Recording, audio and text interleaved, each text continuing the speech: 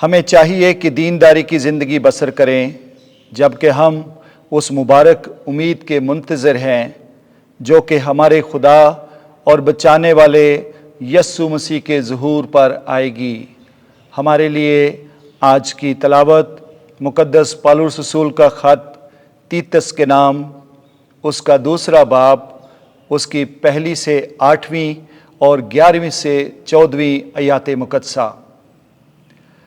اے پیارے فرزند، تو وہ باتیں کہے جا جو صحیح تعلیم کے لائق ہیں، یعنی یہ کہ بوڑھے مرد پرہیزگار، سنجیدہ اور عاقل ہوں، اور ایمان اور محبت اور صبر میں صحیح ہوں، اور یہ کہ بوڑھی عورتیں اسی طرح پاک وضع ہوں، نہ کہ مفتری یا زیادہ مے نوشی میں مبتلا، بلکہ نیک باتیں سکھانے والی ہوں، تاکہ جوان عورتوں کو دانا ہونا سکھائیں کہ وہ شوہروں کو پیار کریں اور بچوں کو پیار کریں، عاقل، پاک دامن، گھر کے کام کرنے والی، مہربان اور اپنے شوہروں کے تابع ہوں، تاکہ خدا کے کلام کی بدنامی نہ ہو۔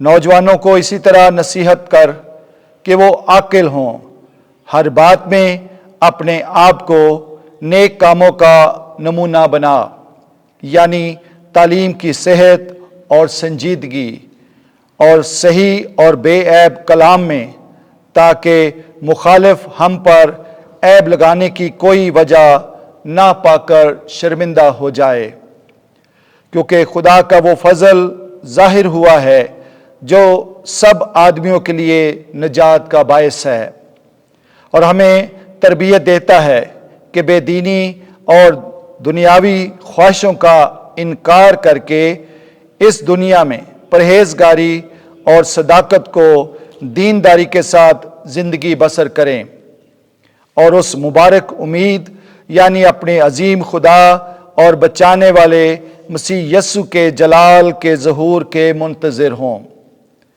جس نے اپنے آپ کو ہمارے بدلہ میں دیا تاکہ ہمیں ہر طرح کی بے دینی سے چھڑا لے اور اپنی خاص ملکیت ہونے کے لیے ایک ایسی امت کو پاک کرے جو نیک کاموں میں سرگرم ہو۔ پاک کلام کے پڑھے اور سنے جانے پر خدا کی کثرت سے برکت ہو۔ زبور 37 جماعتی جواب: صادقوں کی نجات خداوند کی طرف سے ہے۔ اگر تو خداوند پر بھروسہ رکھے اور نیکی کرے تو ملک میں آباد اور باامن رہے گا۔ اگر تو خداوند میں مسرور رہے تو وہ تیرے دل کی مرادیں پوری کرے گا۔ جماعتی جواب: صادقوں کی نجات خداوند کی طرف سے ہے۔ خداوند کامل دلوں کے ایام کو دیکھتا رہتا ہے اور ان کی میراث ابد تک باقی رہے گی۔ خداوند ہی سے انسان کے قدم قائم رہتے ہیں اور وہ اس کی راہ کو پسند کرتا ہے۔ جماعتی جواب: صادقوں کی نجات خداوند کی طرف سے ہے۔ بدی سے دور رہ اور نیکی کر تاکہ تو ابد تک آباد رہے۔ صادق زمین کے وارث ہوں گے اور ابد تک اس میں بسیں گے۔ جماعتی جواب: صادقوں کی نجات خداوند کی طرف سے ہے۔ خداوند آپ کے ساتھ ہو۔ انجیل مقدس لوکا کے مطابق اے خداوند تیری تمجید ہو۔ 17واں باب 7ویں سے 10ویں آیت۔ ہم محض غلام ہیں، ہم نے وہی کیا جو ہم پر واجب تھا۔